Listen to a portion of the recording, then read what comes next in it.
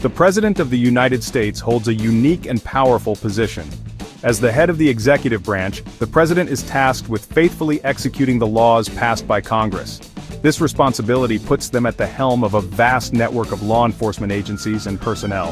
While the President doesn't personally arrest people or conduct investigations, their influence on how laws are enforced is significant. From appointing key officials to setting priorities, the President shapes the landscape of law enforcement in America. Imagine a massive ship, like an aircraft carrier. The President is the captain, responsible for steering the ship and making sure it reaches its destination. In this case, the destination is the fair and just enforcement of the law.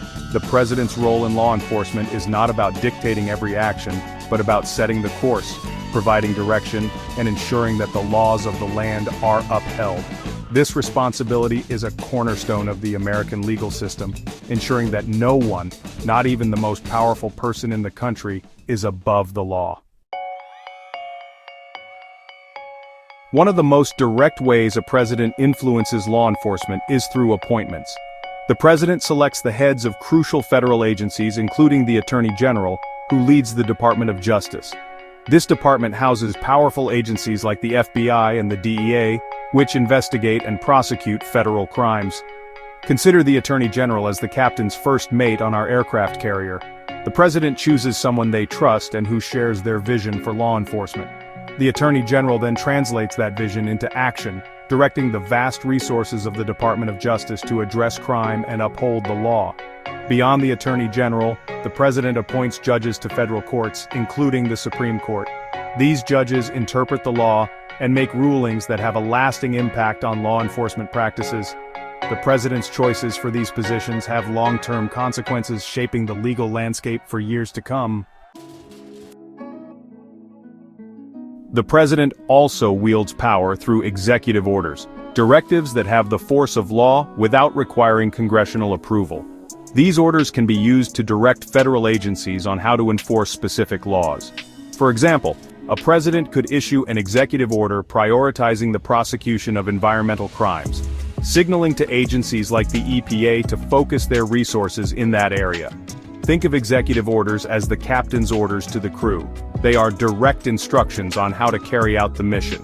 While Congress makes the laws, the President, through executive orders, can influence how those laws are put into practice.